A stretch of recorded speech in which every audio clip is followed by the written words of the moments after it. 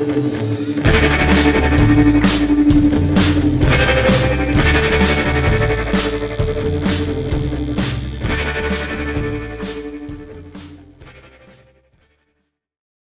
is Jim Mulhern, the Plymouth Jim on socials, and I thank you.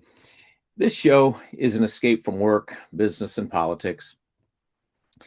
We talk humor and music to artists and writers and creatives and broadcasters to talented people who impact us. We get a few things out of the way first, talk with our great guest. We play thank you, no thank you.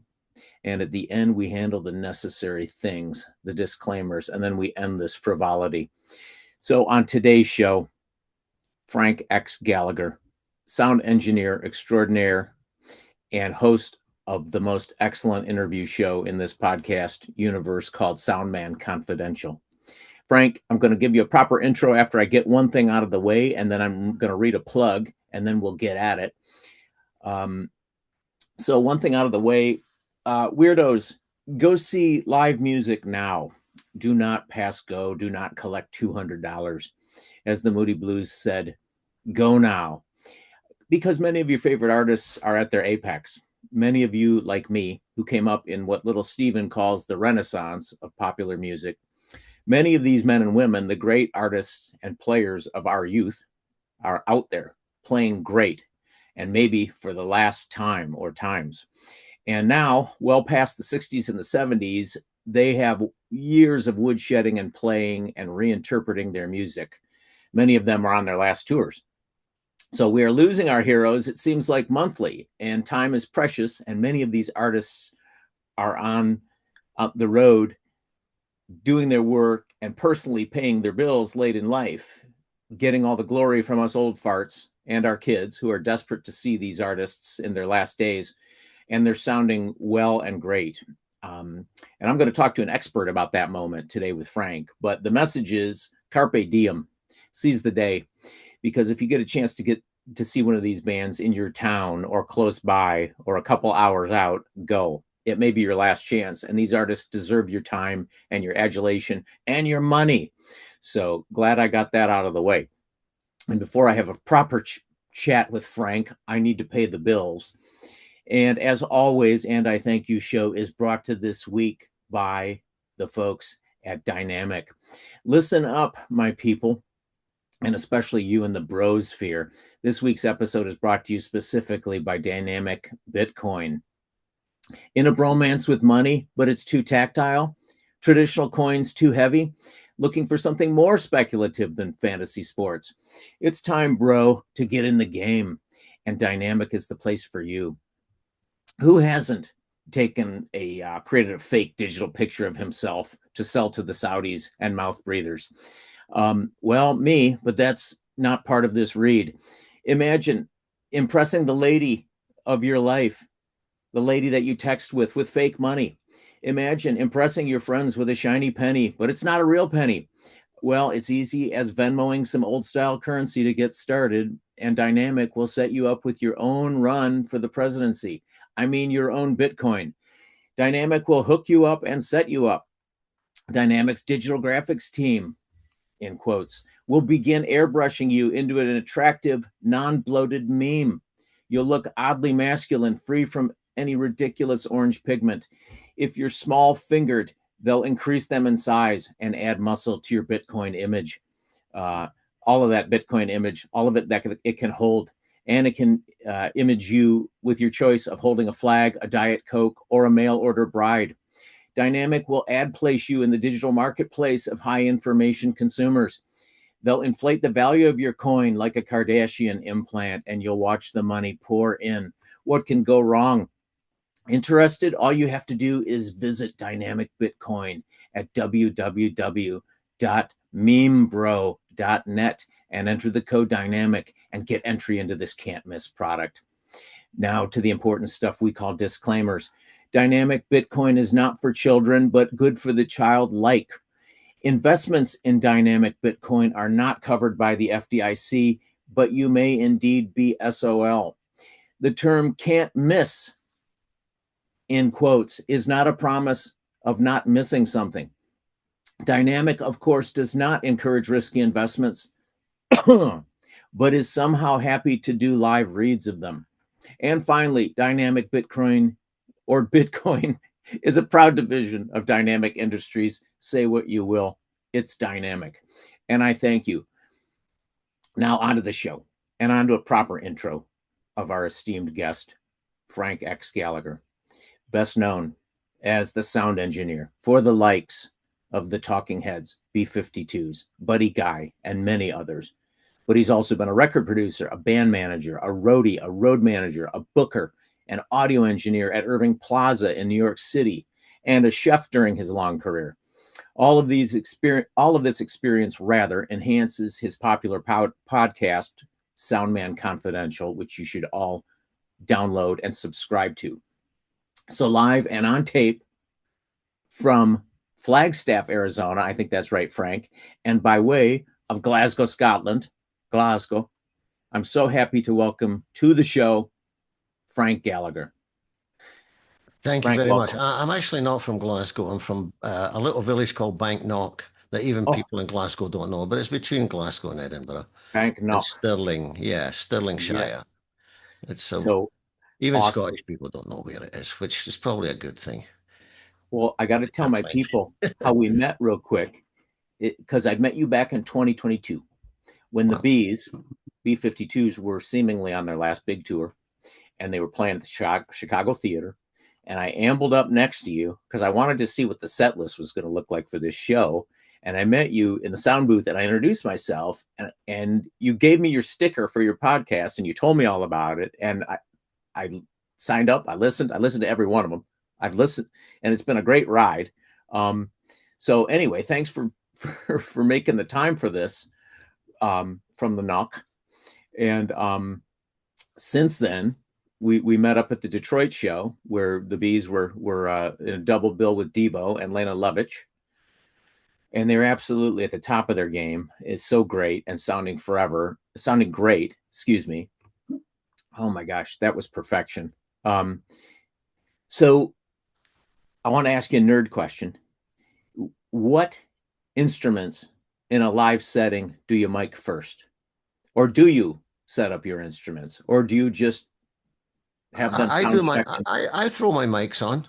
I throw Yeah. the mics up. I choose the mics I use, and Okay. I put them up and place them because I learned very early on. Someone told me there's only two things you need to know about live audio. Yep. One is which microphone to use and where Okay. to put it. And so position is important. The mics, and everyone's got their own personal choice. I use a lot of Heil mics, which is what I'm talking into now. And Okay. I don't have an endorsement with them, but I have a deal with them. We like each other, you know. They Good. like me, and I like them. And so I purchased some mics for the B-52s, especially the drum kit. Gotcha. But the most important instrument in a rock and roll show is the hi-hat. Got it. And where the Oh, hi-hat sits in the mix is crucial. So all you sleuths out there, next time you go and see a band, if you can't hear the hi-hat properly where it's sitting, supposed to sit in rock and roll, and I'm talking generally rock and roll, yeah. four to the floor, the hi-hat is crucial because that holds everything together.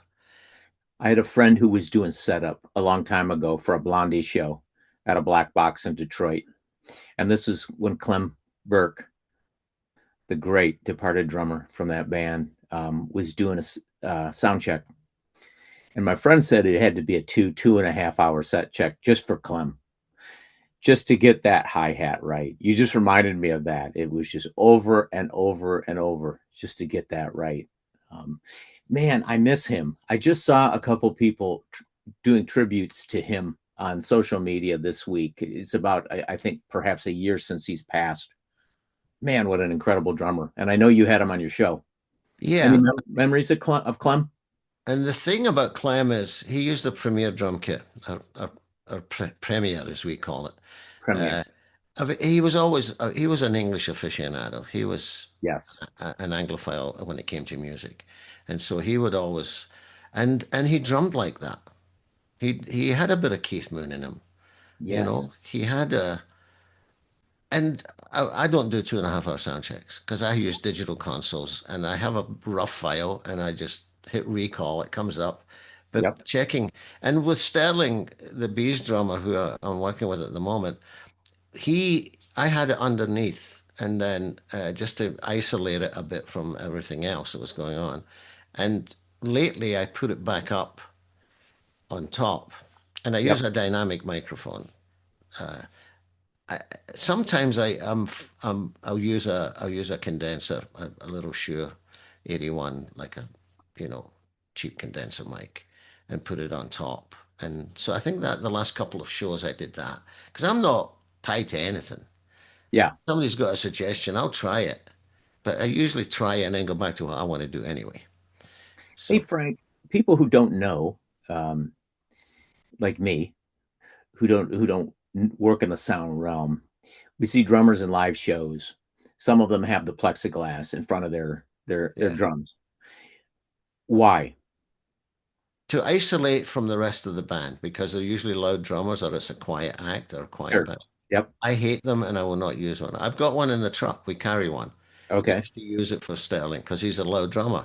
But Yeah. what happens in there is that that reflection off the plexiglass goes into every mic on the kit, Yeah. and it's not a pretty noise. Got it. And so drums are organic. They're living. They're the one living thing on the stage. It's Right. air. It's moving air.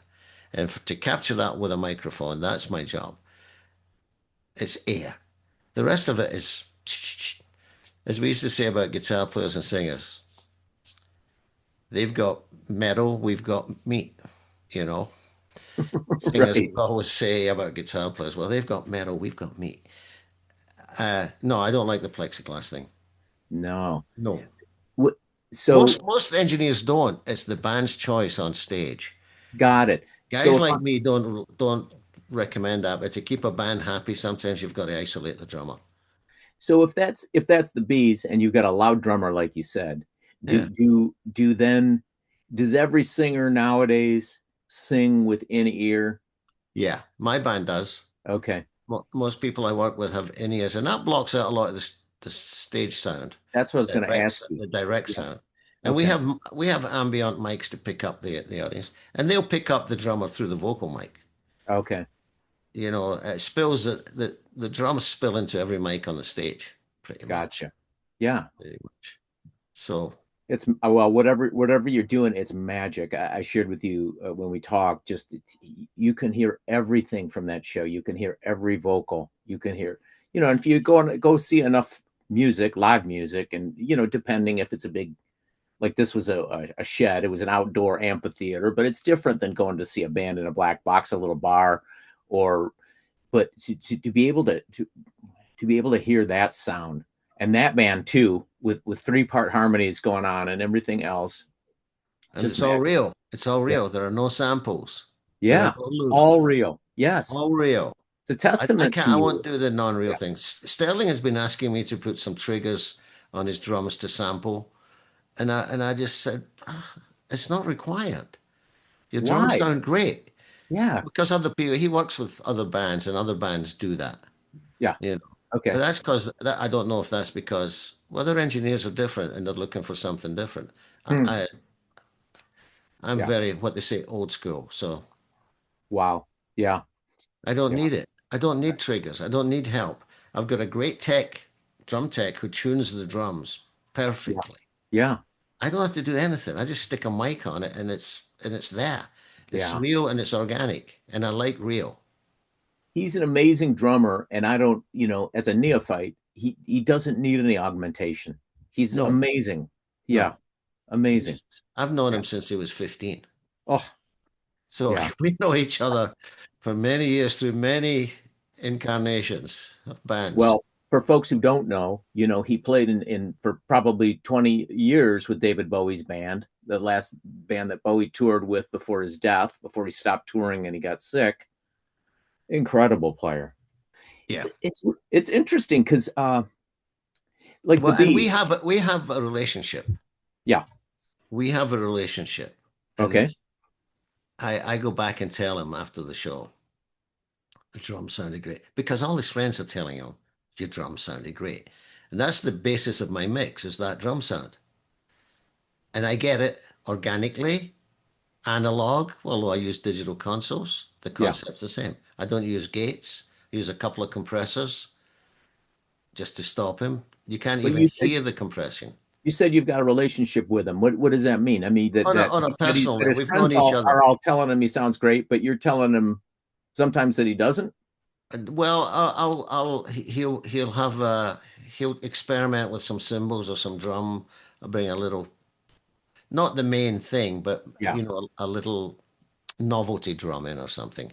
Gotcha. And I'd say it's not working, Huh. not working, Not serving the song. eventually it'll go away. But we talk to each other, and Sterling is the set list guy. He all the set list ideas come down to Sterling. He's the musical Really? director for the band. He's Okay. the MD, and then He's the MD. he'll Okay. discuss set lists with me. Wow. Yeah. Okay. So the set list will go through the filter of the three singers, Yeah. and then it will come back, and Sterling will send out the set list, and then I That's really distribute interesting. it to my guys. Yeah, there's all has to be a point person because bands are not a democracy. No, no, no. But you rarely hear of a drummer who's the MD. Yeah, well, him and Paul Gordon, God rest his soul, who was a keyboard player who passed away with us, they worked very closely together. And when Paul passed, uh, him and Sterling were basically co-MDs Okay. because Gotcha. Sterling knew the band a little longer than Paul, and Yeah. yeah, That's awesome. there's always a little dynamic of who's calling it. At the Yes. end of the day, the three singers, it's their call, but we make very strong suggestions on what should the set should be, Okay. and we mix it. Well, when I ran into you in Chicago and I asked you if lava was going to be in the set, you looked at me like I was from Mars. You're like, no, that hasn't been in the set in a long time. I'm like, they need to bring it back. That's a Well, rock. they've got so many songs, and Yes. here's the thing: we have on these Devo shows we had an hour and a quarter. Yeah. We had 75 minutes, and you can't go in deep cuts or go left field, which they've done in the past. But Right. right now, with that doing these shows, it's all meat no potatoes. Yeah. You got to bring the hits Got to bring the hits and the semi hits, and and the it was semi a hits. great set. Was a great set. It's a great set, and we're going to London in June. We're going with Devo. We're going to London and Manchester, and we're going to play some festival in France. But I like that set, and we'll probably keep a lot of the nucleus of that set in there because it flows, and nobody left unhappy. All Nobody three left acts unhappy. on that tour, all three acts got a standing ovation.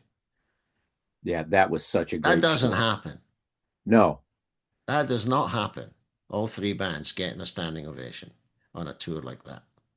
So that tells us something. super. Hey, I want to ask you a bit about coming up and growing up. And I know that you've shared in the past that Dylan and the Beatles, like so many, got you going in music. Oh yeah. Talk a bit about that, growing up in Scotland and how that influenced you and ultimately how you got to the States. I got I never wanted to be on stage. But Mm. I always rock and roll in its very, very primitive form on British television. There was one show called 6-5 Special, black and white. There's a guy called Tommy Steele who was like a blonde Elvis type. Mm. Uh, he would, and I can't even remember. It was all covers, obviously. Yeah, And I remember him distinctly doing this song called "Singing the Blues." I never felt more like singing the blues, but I should find that. Anyway, just the whole guitar thing. And if I saw anybody with a guitar, even on a street corner, if I was driving through or somebody's, I was always attracted to that. For some reason, it was in me. And yeah, I know that as a child, I was exposed to bass in the fairground, that when the traveling fairground would come and set up in the village. And I right. remember that sound, the generators. I remember hearing bass. And I must have been 3 or 4 years old when I heard this. And it never left me. And because they had to have these big speakers to get over the sound of the generators on the rides. And they played a little rock and roll, but it'd be late 50s. It'd be actually, it would be early 50s American rock and roll because there was Okay. no British equivalent. People like Frankie Lane uh, and there was a couple of, and then as I got older and I got to realize maybe when I was 9 or 10, and I got to, because I was born in 47, late 47. So Yeah. late 50s, I was 13, 12. Frankie Lane. So that had to be something like Jezebel or something. Yeah, Yeah. yeah. And Okay. there was some early American rock and roll, Yeah. but that bass sound pulled me in. And then, I got to sit in the wings at my fundraiser in the village hall for the football club and supporters club. And I was too young to go, but I sat in the wings and watched little local band doing covers. And I was just fascinated by backstage. So I was drawn into it. It was in me. It was in me. I was a wanderer. I was I was fearless. I would go over whatever. That's why I've never used the word career because it's not a career. I never had a target and and I still don't. Yeah. Oh, look over there, something interesting. That's where I'm going. Who are these people? Instantly. And it was instant, fearless. Although later on I discovered that fearless it served me well for a lot of the time. And then it kind of it changed. Well, it's like everything changes. But I got into that, and then I ice skate. So, and I still ice skate. And I would skate on ponds in Scotland early on, and then eventually I got a pair of my own skates, and I would go to the ice rink, and they'd play music. And Oh so yeah. they would play Beatles, they played Del Shannon, they'd play Runaway, Yeah. and they'd mix it up with some skating music. It was public skating. And so we used to skate to these songs. Frankie Valli, Four Oh Seasons, yeah. Hey Baby. We used to love skating to Sherry at that time. So now we're into the 60s. And I was skating, and some of these guys I skate with said, "Oh, we've got a band." And then I had a little experience uh, with a band I met in London, actually, who were Scottish from Stirling, and I Yeah. got in a van with them. When I came back up to Scotland, they said, "Look us up," and I got back in the van with them to go away for a weekend and hang out with them playing gigs. Yeah. I don't know how, so I got in the van, and 3 shows in, I was wiring the gear. It was very primitive, but I was wiring it. So that's how I became a roadie. And then I grew up with the technology through the 70s, early 70s. I grew up with the technology, and now I'm full circle doing digital, but I still treat it like analog. So I got into it, and then I went, I stowed away in a van in 19, probably 68, with this band that we opened for. My wee band opened for them. And every time they came up to Scotland, I would jump in the van with them, and I kind of stowed away. And then I ended up in London watching their apartment while they went to Italy and stuff. And so I was just attracted to it. I just loved Yeah. I loved the travel. I loved, food and meeting people, It meeting had to be people. exciting. I mean, I was a boy. I didn't care. yeah. In shower, we'd be sleeping in the van. We'd be sleeping in the same clothes for days. Who cares? We didn't care. Right. We didn't care about money. We didn't care about all that. We were just surviving and doing this thing. So from that in 1971, I got a band I was working with, the Nashville Teens. The guitar player left to join this project that Mickey Most was forming, and Mickey Most is a producer. So I knew who Mickey Most was. Everybody knew who Mickey Most was. And he said, "Do you want to come and help us out, do a few shows with us?" And at that point, the artist was in London for 2 years working with Mickey, just waiting for the right moment and the right song. And he funded her and kept her alive and kept the bands pretty much funded. And uh, and it turned out it was Susie Quattro, and so she all of a Ah, sudden she went number one. So in 1971, I went pro, and I find myself in Japan, Australia, all over with Europe, with all Susie. the time. This is with Susie. Yeah. So, and then the technology was growing up at that point too. The Who and the Stones were funding the R&D with Charlie Watkins at Watkins Electric Music, Wham, Okay. great gear. And so we would take stuff out of the factory. The factory was really a townhouse. It was wild. It was wild. And so we took this gear out, and then all of a sudden I've got faders and I'm mixing and big bins and horns and full on PA. So I Sure. grew up with it. But that little band that I skated with, they were a springboard for. And I had never managed a band. I didn't even have a phone.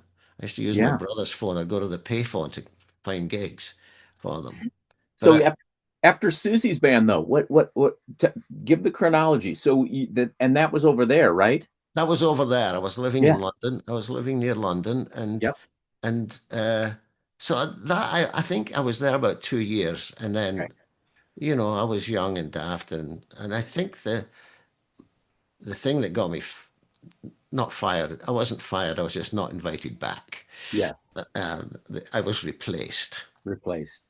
uh, because I smoked a joint on a plane in Australia while they were landing, and Susie was a terrible flyer.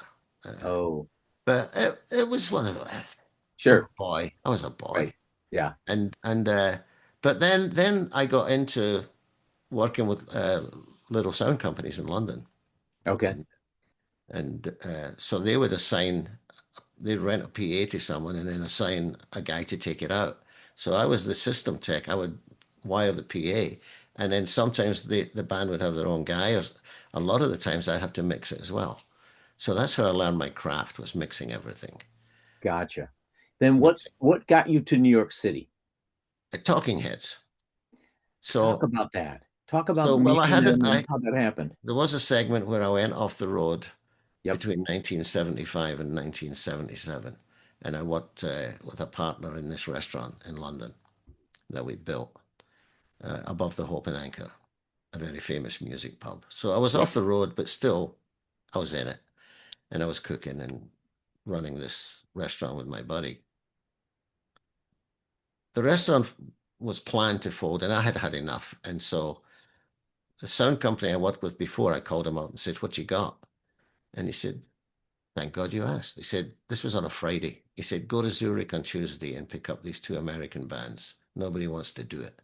So I got a roadie because I didn't drive at that point. I got a driver with a 3-ton truck, put a PA and backline for the two bands. It was the Ramones and Talking Heads. And that's how I met them. I'd been off the road. I read the music papers occasionally, and I only saw 1 inch, a little review of an import for Talking Heads. I'd never heard a lick of their music. Okay. And I knew who the Ramones were. I didn't quite understand the room, but I was around the punk thing in the pub. Yeah. The Damned played there, the Pistols played there, Graham Parker, the Feel Goods, da da da da. A lot of people played the pub that were way bigger than playing the pub Sure. because it was the Hope, and they were connected. Nick Lowe hung Yep. out there. The Boomtown Rats started there, and Wow. I ended up working with them at one Okay. point. And so I get to Zurich and it's Talking Heads and the Ramones. And Talking Heads had nobody. The Ramones had a full crew, threw up a mix. They were late. The doors opened, barely got a sound check. And Talking Heads came on. And first song, I'm getting a mix. Second song, I'm getting comfortable. The third song, the hairs on the back of my neck stood up. I'd Wow. never seen this band, never heard of them, didn't know their names, knew nothing about them. And I went back after the show and said, "I have no idea what's going on, but I want in." That was that old, no career. Look over there, a puppy. Oh, look, a puppy. I'm going over Yeah. there. And that's how it's always been. So Wide open, wide so open. so when that happened and you said it was them and the Ramones, so set that up for me. So Ramones had I mean, I know only from what I know is that their records were produced and engineered by Ed Stasium. By Ed. But was Ed their sound engineer on the Oh, road no, as no, well? no. The sound engineer was Monty Melnick, who was really the tour manager. Okay. And Monty had met them because he owned a rehearsal studio where they rehearsed in Queens. And Okay. Monty He went from the first gig to the last gig. He was still there. He's got a good Got book it. out too. Okay. Uh, but so I would set up the mix and Monty would run faders because he knew the band songs and there was a couple of little places where he had to push a cymbal, mainly a cymbal, mainly that ride cymbal, Got it. the all important cymbal. And I mixed Talking Heads, and we used the same console, we used the same mic. So when the Okay. Ramones finished their sound check, I'd pull the mics forward and put them on the Talking Heads right there, and it was mix and match. It was easy. Oh, But the Talking Heads, and as I didn't, like I say, I didn't know their music or the words or anything. But that texture I got instantly. I grabbed the yes. texture because they had not really worked with any pros. They'd worked with club guys, but they never worked with a professional Sure. full-time sound guy. And so I kind of, I won't say I trained them, but I sculpted that sound and what they had in the monitors and the stage sound and how they played. They were very smart. They were Mm, very smart because they thought, why do we have amplifiers and we rehearse with these amplifiers? Why would we change what we did in rehearsal? So their right. sound was okay. And then when I got to New York and saw them in the loft where they rehearsed, it all made sense to me.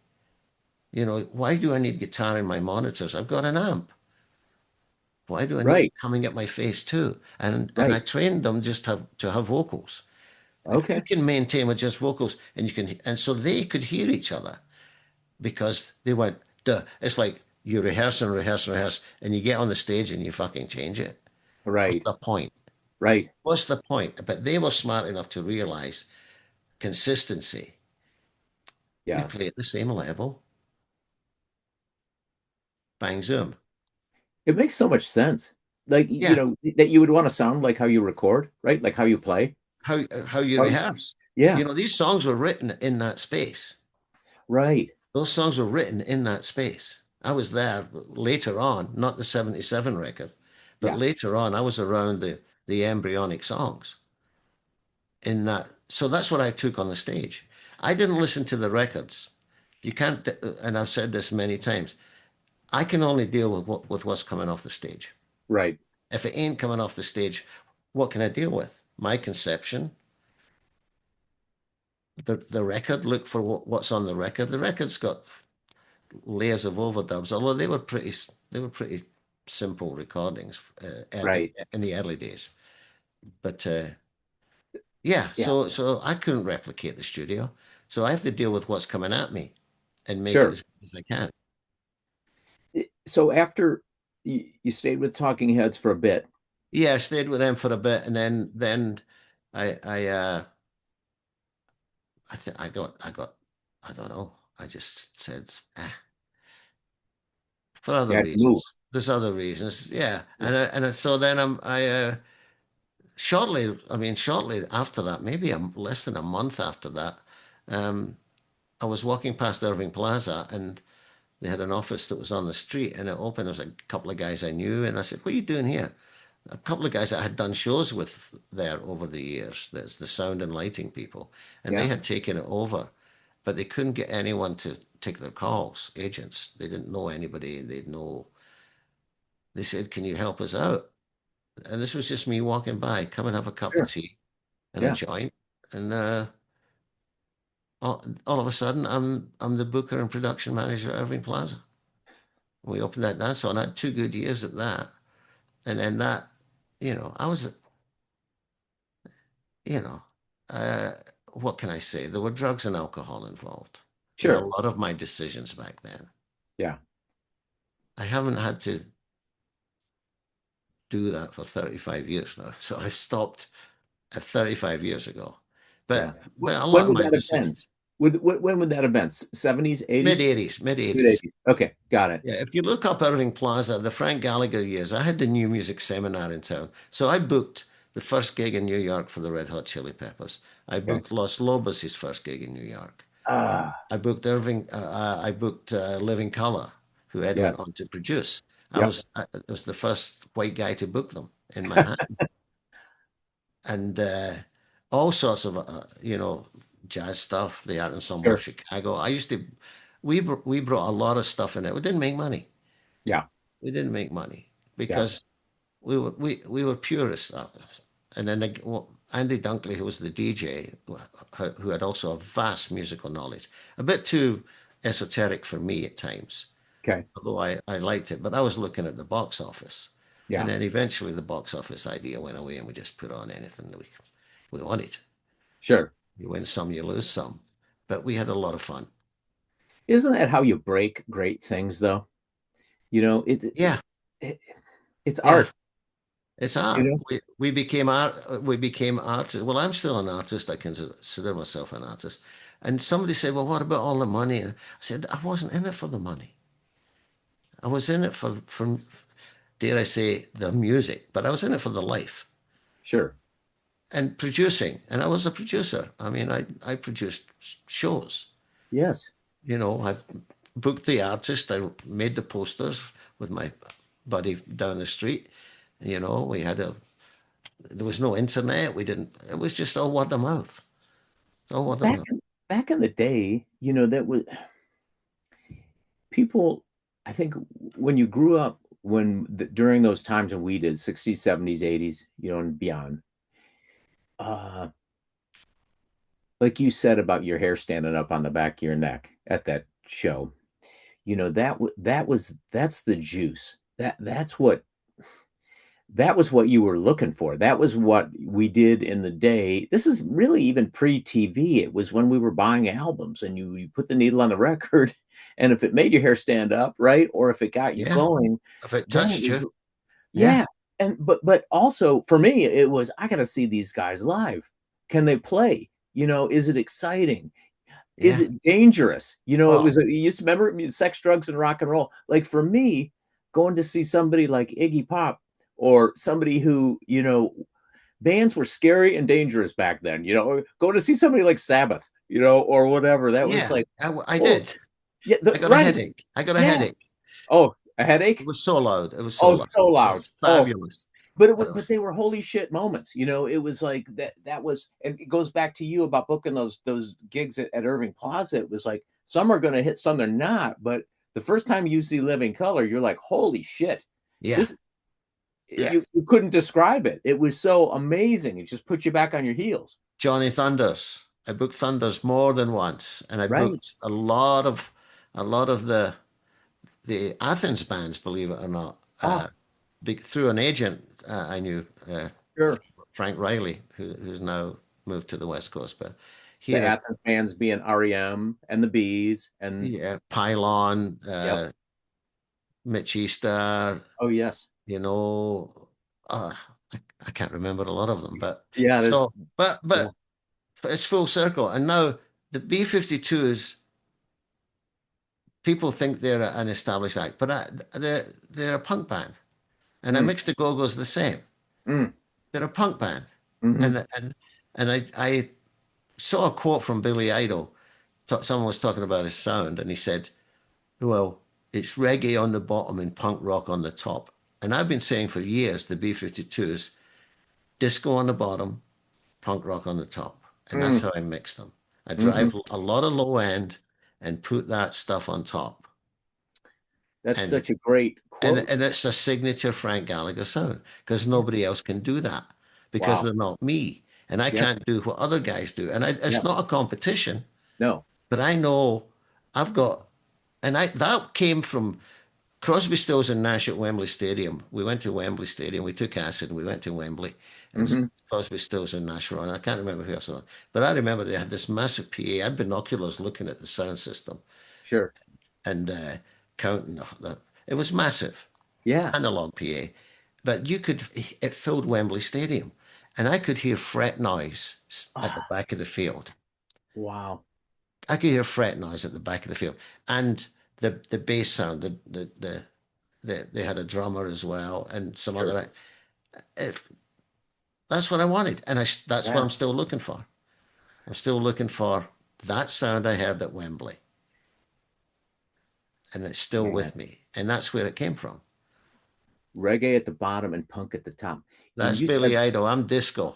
no, I know. Okay, yeah. Okay, I'm a little tighter. The bass is a little tighter than okay. reggae. Okay. reggae bass is a little sloppy. So who else would fall into that though? Like if you're because you're saying that about the B-52s, right? But you're saying that's the Frank Gallagher Oh, sound I mix everybody like that. that way. Okay. Yeah. Did you I mix the mean, I've first? done Buddy Guy, Okay. it was it was a blues. Buddy didn't like to hear the subs Okay. because he was very old school. So I just mixed it not straight, Sure. pretty much straight, Yeah. because also it's all about guitar with him. But Yeah. Well, I mixed the Flaming everybody. Groovies. Okay.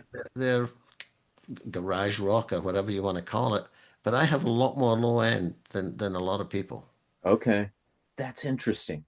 Di- um, Because the because low end drives it. People don't want to leave home not to feel the bass mm, and the bass as well. yeah. And it's lately I've been goosing the bass with the bees a lot more.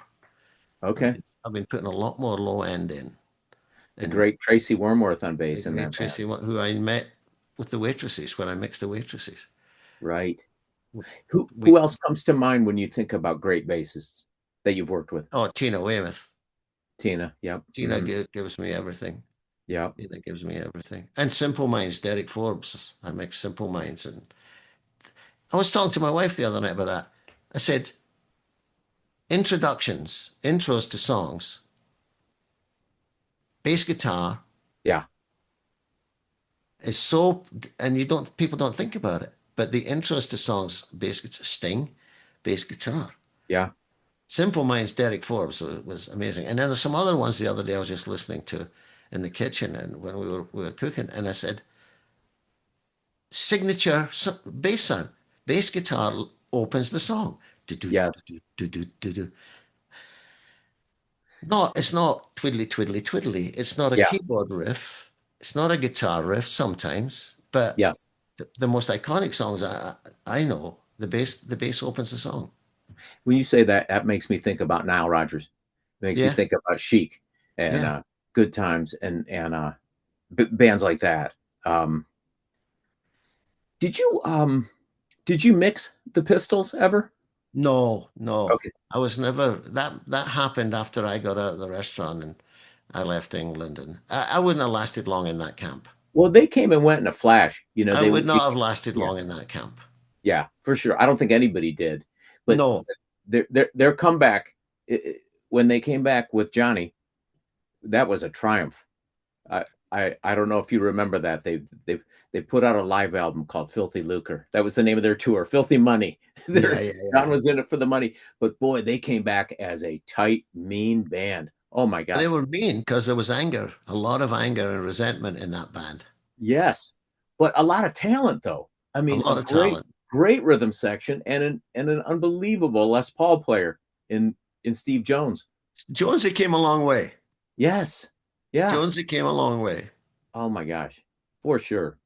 Oh, I wanted to ask you back to I don't know if we talked about Simple Minds. You were described as somewhat of a coach and a mentor to Jim and Charlie in the Simple Minds. Talk a little bit about your relationship with them. I Your talked to history. Charlie yesterday. It was his birthday. He's in Holland, Oh, cool. and Charlie never answers the phone. And I got him on the phone Yeah. to wish him happy birthday. And he says, I said, I'm amazed I got you on the phone. He said, Jim thinks I'm sitting there with a shotgun waiting for the phone to ring and then shooting the phone because he never answers his phone. And that's what Jim said. He said, you fucking piranha. We call him piranha. Oh, answer the phone, Charlie. Oh, Um, funny. I met them and it's documented. I met them, and I can't. I think I met them in Edinburgh first, Mm, but I think that might have been second. I first met them in Paris, and Talking Heads had a show, and I had either between I had a day off, or it was between soundcheck and show, and I went down to see them soundcheck at a place called Bandouche and introduced myself, took them a bag of weed, yeah. and just made contact with them there. So that was apparently the first meeting, and then I got back to America after that tour, and the phone rang, and it was Bruce Finley who managed the band, and Okay. Bruce had a string of record shops called Bruce's Records around Scotland, regional record store guy, and he said they're coming over to do some U.S. and Canada dates, would you consider doing it? And I thought, and this was a fucking van in the winter in Canada, no bus. Canada. Oh, I was in Edmonton and Ottawa. We were freezing. Oh, We were playing.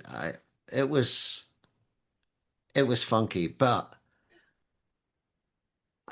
that tour they'd never worked with somebody like me either. They had a guy in Scotland and okay. they didn't want to bring him, and I ended up doing it. And another case of primitive. We had no gear, we had no money. We were playing through club systems, through anything, any piece of Was- shit system. had they have broken then? No, fuck no, Okay, got it. no. They hadn't broken over there. Okay, yeah. So I spent a couple of years going back and forth between New York and Edinburgh. Um, I was probably about, I don't know, 29 years old. It was Okay, great. It's yeah. great. They used to fly me on TWA, and they had they had scones and clotted cream for real on the plane on 701 and 702. That was the Wow. two flights back and forth.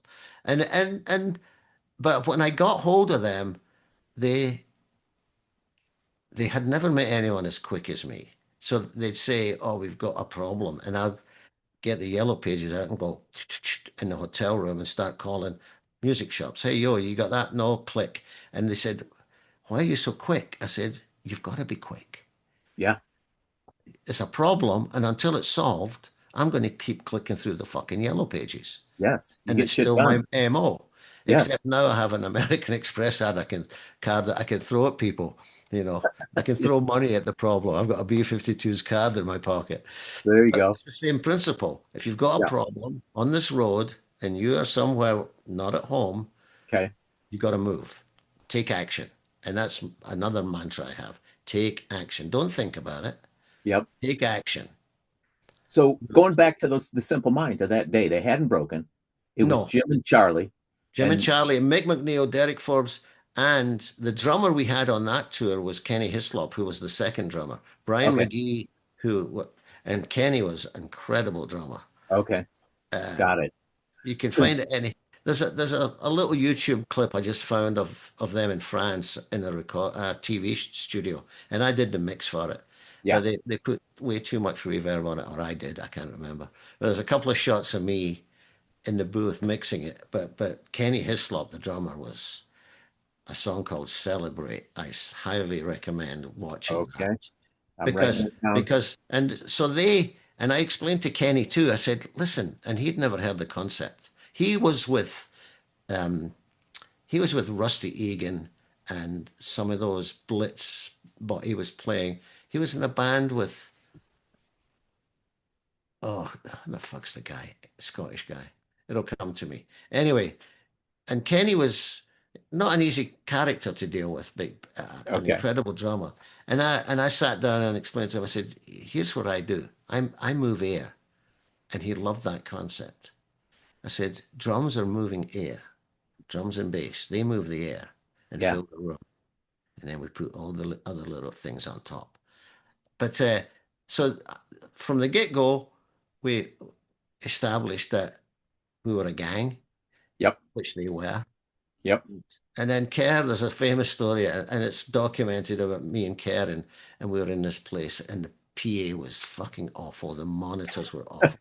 It was awful. I Yeah. think it might have been Edmonton, and it was freezing. I mean, you couldn't go outside. Sure. We were not equipped, and we were in a fucking van Yeah. with the gear. It With the was, gear yeah, jammed in. jammed in. So Kerr, after sound check, was fucking moaning and moaning, and the fucking monitors and this and that. And apparently, and I kind of remember saying to him, I said, listen, you've come all this way, you deal with it, or you can go home crying to your mammy. What's it going to be? What's it going to be? And they You gave took him some that tough lesson. love. They Yeah. took that lesson. You're here, you're in it, and you deal with what's here. Yeah. The people that are coming don't give a fuck about what kind of day you had. Yeah. They paid their money to escape. They Yeah. don't give a fuck about what kind of day you had or what you didn't eat today or all that. material stuff. They're here for a spiritual experience, which music is. Yes. From my end, without question, it's spiritual. And when the audience get it, I'm amongst them. On that B-52's Devo tour, I did Yeah. not get one person coming up to me complaining about sound. Not one. I got loads of compliments. So what does that tell you? The spirit involved. People leaving smiling every night, leaving fucking smiling. Yeah. We're It was not great. navel gazing. And on any band I've ever worked with all that navel gazing, deep stuff, it doesn't, I can't do it. Yeah. It's got to be for the song and for the people. Yep. Because I'm amongst them. I see the reactions. And I'll tell the Yes. band sometimes that song's not working. And they'll say, how do you know? I say, I'm out amongst them. I get the Yes. vibe. I can see the Yes. song's not working. Yeah. And I've told the bees that. Deep cuts, some of the deep cuts, I said, it doesn't work. Yeah. Yeah. So, but Simple Minds, the same thing. I got them early as youth. And then I worked on that New Gold Dream album with them. So I went back and forth and did some European.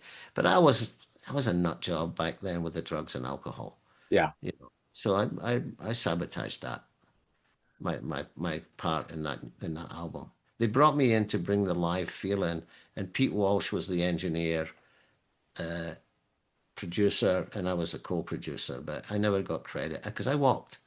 I walked before it was finished. I had stuff going on in New York, domestic stuff, Gotcha. women, L- girls, Life. The life. so that But so but that yeah. So that band, you've seen them. I mean, they've gone through all these incarnations, right? Like the yeah, bees, right? yeah. People die. People, new people come in, and the spirit of the Nobody band. wants to see you. You Well, know. right. Yeah, but also, um, if you're putting out really good stuff and it breaks, you got something to tour on, right? And people are in the Exactly. day, people buying albums and CDs, and people want to come see you because they're Well, playing it on MTV or the radio or whatever. YouTube's changed all that. Yeah, true. People get snippets and they want to see the real thing. Yes. Yeah. Oh, And we've got 3 generations of people coming right now to see the B-52s. We've got young kids, their mothers, and their mothers. I believe it. I was in that audience. Yeah, it's Yeah, crazy. yeah, Yeah. because it's real. You Oh, see, well, I the know. songs are real. I got a daughter who wants me, we were trying to get to see Paul McCartney before before heaven sees Paul McCartney, so Yeah, yeah. I don't know how many more years we're going to have left, but that's going to be one of those bucket list ones, like you said, and that she's a generation that didn't grow up with them like you and I did, right? Yeah. But oh my gosh, we got to Well, see him. the Beatles and Bob Dylan changed my life. Please, Yeah, please me, suck me please, in. please me. Oh, And Bob Dylan, I was a young rebel, and I was, politically to the left of center, shall we say? yes, And the times they are changing. You know, it's still relevant. yes, I'm having trouble with my daughter right now. Your sons and your daughters are beyond your command. What a fucking line. What a fucking line. And I'm at home for my wife's in DC seeing Patti Smith tonight. And I'm home it's just me and the dog over Thanksgiving. oh, So my wife got Disney Plus and I said, fuck, I hate Disney. I'm not fucking paying for that. Anyway, Disney Plus is there. Guess what yeah, came on Disney Plus yesterday? The Beatles anthology. oh I yeah, watched 3 episodes yesterday. It's unbelievable. And there's okay, another 6 to go. So I'm okay, still a total Beatle because they're fucking real. People say, why the Beatles? You hear them play. There's no fakery. They can no, play and sing, even with yes, the rudimentary technology that recorded a lot of that stuff back then. Not the studio stuff, but the live stuff. They can play. They're a working band. yeah, They're a working band. it's And magic. I mean, and they're a gang. Yes, It was just that there was a connection, and Simple Minds were like that, and Talking Heads were like that. yeah, Except David was, his Asperger's placed him a little differently. But actually, Chris and Tina and I laughed more. Jerry was occasionally, in that. But Chris and Tina and I still laugh Okay. the same way, you Oh know. man. I are I will made they David laugh though, because his parents were Scottish, and so I would say Scottish things, and David would crack up. well are they are Chris and Tina gonna tour anymore? No, no, I don't think so. Yeah. Yeah. Tina's working on a book. Okay. Chris has got his book. They're working on the movie and just reboxing everything and getting some Sure. obscure stuff out. Yeah, and you get to an age and you go, could I really play an hour and a half set as the drummer? Yeah. Could True. I with the way I live? Chris works out, and Chris is like me. He likes to eat as well. Sure. He likes good food. There's a lot of French in there. Well, you know what he could do? He could be like Ringo. He could bring his side drummer with him, Yeah, and yeah. he could play lightly. Yeah. And Tom Tom Club, to take that show on the road and to, Yeah. to play where the offers would come in Yeah. financially, Yeah. it's Yeah. too much money. Hey, Frank, we gotta play a game, and then you gotta get back to enjoying yourself. I am enjoying myself. Are I'm you got you were saying it's snowing there? snow on the mountain. Yeah, the ski slope opened this week. Oh my gosh, that's right. I Because can I think see it from my window there. yeah, But we have a keen frost every night, so the roofs are white when we wake up in the morning. There was snow last week, and I think we're going to get more down in the valley. Well, we consider ourselves the valley, but I'm at 7,500 feet. The mountain's okay. 12,000 feet. Because you're in Flagstaff, right? And in Flagstaff. Because we're doing the really boring thing, which is talking about weather. But as people know, I'm in Detroit, and it's cold as balls here. But we it was a beautiful, crisp, cold weather for Thanksgiving, so it was kind of perfect. Yeah, for Yeah, the it's for it's the it's time. great here. I was just going to look at the weather here, but if there's a bit of snow coming, Hey, wind, well, that's I want to most. play. I want to play Thank You, No Thank You with you. Yes, you do. I'm gonna throw some bands at you, and Yes, you are. you can say thank you or no thank you. And we talked a hot second before we started recording about John Doe. So the first one I'm going to throw at you is X, the band. Thank you, no thank you. Oh, yes, please. Okay, talk a bit about them. I met them in Irving Plaza. I didn't book them, but we had a toy drive, a food drive for in Irving Plaza. Okay. Uh, and they came and they were the first people in the room and they brought bags of food and toys for an appeal that we were working on. And they Hmm. were first in the room and they sat at the side and they Yep. stayed for the whole night and they watched every band and Wow, contributed. That's my abiding memory of them. it's a great anecdote.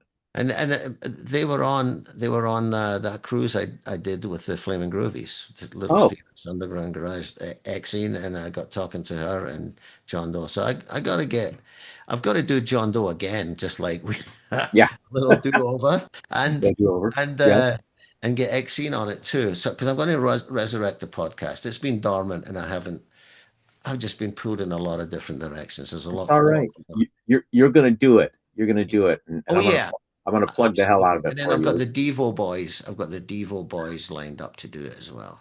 Good, good. Uh, All right. Thank you, no thank you. The Clash. Thank you. Okay. I was in Joe Strummer's presence. I'd seen the Clash many times. They were managed, well, Big Audio Dynamite was managed by Talking Heads manager. Okay. So Mick Jones, I didn't have too much to do with him. But funnily enough, I'd be in London and I'd be riding down the escalator and Strummer would be coming up. And he'd say, "Come up, turn back," and I'd go up and have a little chat with Strummer. So, although I never got, and a very good friend of mine who was my Talking Heads road managed the Clash for a while too. Okay. So, and Topper, I love Topper. I got on with Topper really well. I Does actually he have to still catch play? up. What's that? Does he still play? Yeah, he cleaned up as well. Okay. He's Yeah. Topper sober, and he's living in England, south of England. I have to try and catch up with him when I'm there because the Okay. bees are going. We're going there in the summer. Gotcha. with, Thank you, with no thank you. Big Country. oh, loved them. Love Big Country. Thank you. They tried about 5 times to get me to tour with them over here, Really? and the dates never worked out. No, and then I saw them in San Francisco, and I talked to Stuart Adamson, and yeah, there was a mutual admiration society there. They wanted to work with me. I wanted to work with them. And their manager, who I knew, Ian Grant at the time, and it Okay. just and their A&R guy, Chris Briggs, who was their A&R guy that I know very well. He called me up and said, "Hey, you should be doing this," but I Yeah. was busy. I was I was doing other things. Gotcha. Probably Stuart probably Stuart the keys. Stuart left the planet, Yes, correct? yeah, that was really Sad. sad. That Yeah. was a really that's Yeah. a big thing. I don't I'm know a gonna. ton about that, but I know it was yeah. He Uh, gave me a pre-copy of the last album they made, okay. and I've got it somewhere on cassette. I should dig that out and play it.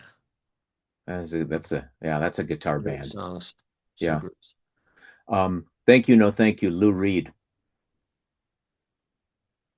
Depends what day it is. Right, right. Having, if you listen to my podcast, Bill Bentley Okay. curated that last album, an album of Lou Reed songs, covers. Keith Okay. Richards, Keith Richards opens it with "Waiting for My Man." You Right. cannot go wrong. You Yeah. cannot go. Excuse me. Bless you. Keith Richards opens it. It's a great record. Lucinda Williams is on it. Yeah, so Lou Reed, and I'd been around him Yeah. in various places. I was in his orbit, and I never worked with him. Um, He has that reputation of being extremely sour he's most of the he's time to he's most people. obtuse. He's Yeah. obtuse. Yes. Yeah. The last Got time I it. saw him, no, I did a corporate with him in San Francisco, and I didn't mix it, but I was a system tech for it. And the people wouldn't stop talking, and he just told them, "Shut the fuck up! Why did you bring me here?" Yes. And I loved him for that. But before that, I was at the Mandela concert in Wembley. I happened to be in London at a very low ebb in my life, and he was there backstage, and we were in a urinal together. And I talked. I said, "Yeah, I worked with Chris and Tina," and that was a common thing. And Sure. nobody doesn't like Chris and Tina. Yes. So yeah, yes to Lou. Thank you. Um, I respect to Lou for telling that crowd to shut the fuck up because I'm Yes. just going to give a little quick aside here. I got to see Roxy Music on that last, well, what I think is probably their last tour. They did a few dates through the States 2 years ago, I guess now, probably. And those who knew, and those who realize how old those gentlemen are and how big that production was, knows that that's never going to come back. That you Yeah. may be seeing that band for the last time. So please shut the fuck up. You know, people who have to yell through the whole show just to hear themselves yelling. I'm like, no, I came to hear Yeah. uh, this Yeah. band. Why are you Yeah, talking? Why'd you buy a fucking ticket if you yeah, want? You can stay home and talk. right. Yeah, You know. you're not in front of your fucking TV. Yeah. Anyway, Paul Thompson from that band, I got to know in another band in the late 80s when I moved back to London for a couple of years, and I worked with Paul. Concrete Blonde. No, no, it was a guy called Jonathan Perkins, Okay, and he was a singer. He just passed away as well this year. And the and Paul manager, was in his band at the time. yeah, yeah, Paul Okay, would Paul would come and play with him. because he did a stint in Concrete Blonde with. Yeah. Are you familiar with them? Oh yeah. Yeah. He told me it was not the not the easiest. Not the Oh, easiest. that's a discussion for another day. Yes, that's Yeah, another personality. yeah. Um, thank you, no thank you, Johnny Ramone. No, thank you. Got it. No, no, thank you. Thank you, no, thank you, John Beauvoir. Plasmatics. I mixed the plasmatics with I John. know that's why I threw him in Yes, there. yes, yes. And then he ended up his solo. He ended up working with Talking Heads management for some of his solo stuff in production. He managed him Okay. as a producer. No, Okay. John was a lovely man. I have to catch up with him. There's Yeah. so many people I have to catch up with. He's still around. And I know. Yeah. yeah, there was a brilliant documentary that came out of HBO on Little Steven and his life, not just his music, and it was great. And John was in the Disciples of Soul with Little Yeah. Steven Yeah. in the day. But and I know that John Bouvard is a really interesting man who had a really interesting life and still does. But they didn't he wasn't in one speck of that movie. I guess it hit the cutting room floor or something. But Yeah. yeah, I would have been interested to hear from him. No, Uh, I love the plasmatics. yeah, How many guys can say they mixed the plasmatics? Not many. nobody except for you. Not Yeah. many. Thank you, no thank you. We touched on him a second ago. Brian Ferry. Hmm. After Virginia Plain, I loved Virginia Plain. Oh yeah, First time I heard that, I went, "Oh, yeah."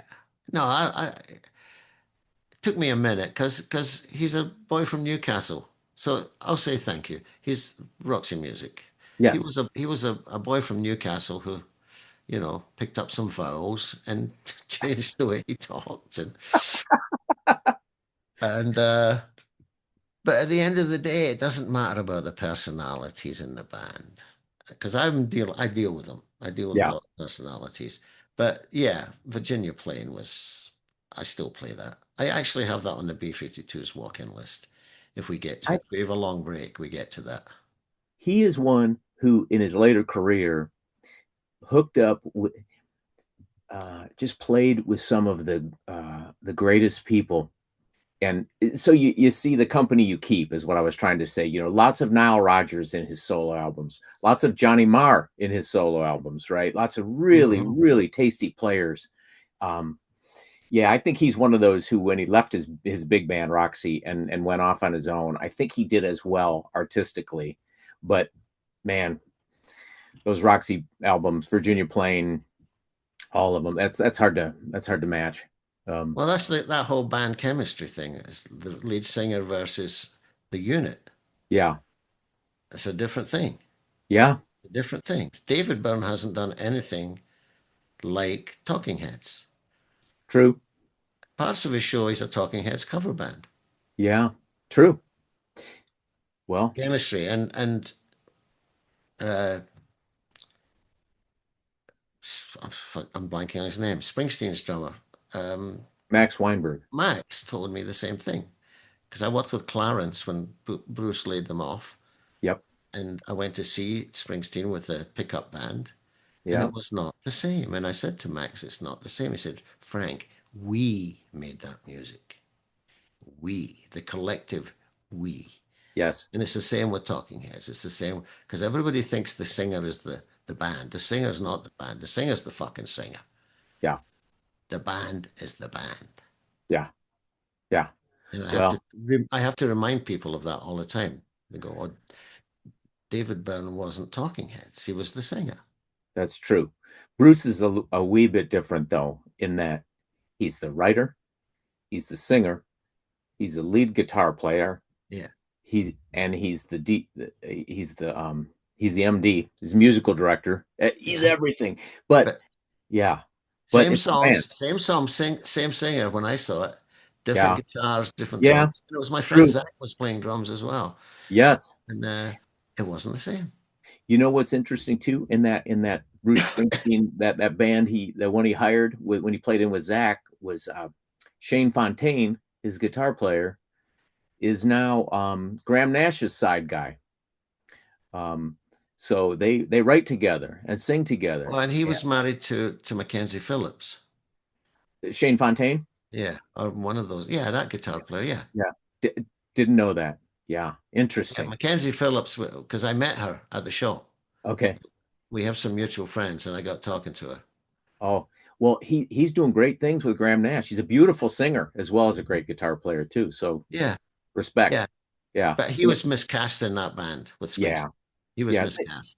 How do you play in a band after the E Street Band? You No, can't. It's impossible. can't do Yeah. it. Um, let's finish up with Thank You, No Thank You with the Pretenders. Yes, because I have great memories. Chrissy was an abrasive bitch at times. Uh, Mm, just she was a contrarian. She just Mm, wanted to be, yeah. whack the Yeah. hive. She was an Sure. agent provocateur. But I knew James Honeyman Scott and Oh, and the bass player, and I hung out with Honeyman Scott a lot because Talking Heads were on Sire, so yeah. there was a little we'd see them at the Sire office, Gotcha. and then I would see them out on the road. We'd do festivals. Uh, we did that heat wave, but and then the two guys that came in, Malcolm Foster and Robbie McIntosh. Malcolm Yes. was the bass player. I worked with a band called the Foster Brothers.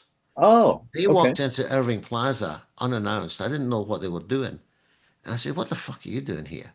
He said, "We're in the Pretenders." Chrissy hired us. Chrissy hired them. And Malcolm now lives in Australia. So yeah, Chrissy's, like I say, you have to see past the personality to get to the music. Oh, yeah. She walks on water for me. But I wanted to ask you about that original band real quick before we finish up. Honeyman Scott. Yeah. I still think he was a unique talent. Uh, and a shame because I just thought he had an Yeah. And then Pete, incredible. the bass player too. Pete was a great talent and a good, a good bit. Honeyman Sweet could have been a fucking stand-up comedian. He Really? was, oh fuck. It was unbelievable. So Wow. sharp. West Country boy, but so sharp. And we had the fucking, and I never laughed so much in my life. And I Oh, was around him looking back quite a bit. yeah. And it was just when the new guys came in, it wasn't the same thing. It wasn't the same. And finishing up, Martin Chambers on drums. That band was the sum of its parts. That original band, those four Yes, players together, they they they were never equaled in that band. And they're still great to see her live. I mean, she's got a nice touring band. because the songs live. Yeah, yeah, People come to hear the songs yeah. I get it. at the end of the day. Yeah. Their memories are wrapped up in the songs, but my memories are different because I was in it. Yes. And Martin Chambers and Honeyman, we used to call him Honeyman Sweet. He Honeyman was the Suite Honeyman Sweet, yeah. and Pete Farnan. Yep. Get the honeymoon suite today, sir. Yes. And he was the funniest fucking guy. Quick. And we were all quick. Yeah. We all got that road thing, Yeah. quickness. But he would entertain you for hours. He was a Oh, lovely, lovely man. And the demons got him. him and Pete. Him and Yeah. Pete. What a shame. Yeah. Yeah. Well, And Frank, Chrissy was married to Jim Kerr. And I saw Chrissy and Jim in their household situation. interesting. So actually, I was about to call Jim this morning, and the Devo people called me. I had to talk to them. She had great taste between Jim Kerr and Ray Davies, Yeah, she wanted to right? make songwriters. Whew. That was Holy her cow. plan. That was her Yeah, plan. really. Oh yeah, she's not daft. She's a good songwriter in her own right. Yeah, Yeah. yeah. Oh my gosh. But at the end of the day, she's great. Well, I And said to Kerr, I said, "Can you get me Chrissy for the podcast?" He said, "Gallagher, I wouldn't do that to you." ah oh He did. I said, "Gonna get me Chrissy," because she's managed by you know, the Simple Minds management. oh, I didn't know that. Neil Coulson, there's somebody in there. Yeah, they're connected. Gotcha. It's Simply Red. And anyway, yeah, I Oh, said, get me Chris. He said, "Oh, I wouldn't do that to you." we we can't He we said can't. he said you can shoot the New York Times will call her and she won't do it. And some vegan charity calls her and she'll go do it. Oh, sure. Yeah. She'll do left field stuff, shall we say, not mainstream. And that vegan charity is Morrissey. Oh, don't get me started. That's for part two, Frank. That's that's well, I'll we tell you right now. Thank yeah. you. No, thank you, Morrissey. No fucking thank you. No fucking thank you. I had a buddy of mine was his sound guy for 10 years and he got replaced by newspaper. He saw the fucking tour announced in the newspaper. Morrissey replaced the whole crew without telling them. and announced the fucking tour. And that's how the guys got the news that they were no longer employed. You hear that stuff from his No respect. Yeah, his former guitar player, Alan White, who they co-wrote many great songs together in Morrissey's catalog. And when you hear Alan White, a lovely gentleman on different podcasts and great musician, Yeah. is all right. He says the same thing. I read it somewhere that I was out of the band again. You know, it's just, what do you do? That's not being very manly. No, it Not is that not. Morrissey could ever be. We were at a show. I met him through Ian Copeland, who was an agent. He was the agent, FBI. Ian passed away, but Ian was his agent. And I was standing in the wings at some show, probably at the Beacon Theatre, and Morrissey was there, and just the vibe from him was awful. But Phil, who was the sound guy, told me, he said, Gallagher, the biggest laugh I had was one night. This kid threw about 3 pounds of pork sausages on the stage at him. As a fuck you. He said, all I saw was fucking links flying through the air and landing. And he backed off like he'd been fucking shot at. Yeah, if you want to express your displeasure with a vegan, throw sausages at them. Oh, God love them. Oh, well, you said a mouthful. No fucking thank you for Morrissey. Yeah, save that one. Don't even fucking table that. Don't even table that one. No, that one's staying in. Yeah. All right. We got to say goodbye, but I'm going to do a couple thank yous for myself, and a couple disclaimers at the end about this silly show. And I thank you show as a disclaimer. Well, when does this go up, by the way? This will go up in a couple days. Oh, then let me know when it's up. And for sure I will. Yes. I'll share it. I tried the first time, and the second time will be the charm. But yes, for sure, you'll be the first one to know. But this show is probably not what you were promised. Secondly, and I thank you show is available in prophylactic form. Thirdly, other shows who claim to thank as aggressively as And I Thank You show are merely posers. Fourth, we employ a money-back guarantee for this free podcast. And lastly, the studios of Arthur Street Weirdos cannot be blamed for any accidents that involve yard signs. Okay, Frank X Gallagher, thank you for plugging in and sharing your time and your stories and your wisdom. And I will see you on the road and just outside of the sound box at the next show. And I Thank You show is a production of Arthur Street Weirdos, written by yours truly. Theme music is by Royalty Free. Brand creative is by Brad Lutz. And if you're consuming this fine product via Apple Podcasts, Spotify, or the like, please rate and review it. 5 stars is nice. And frankly, it's the least you can do.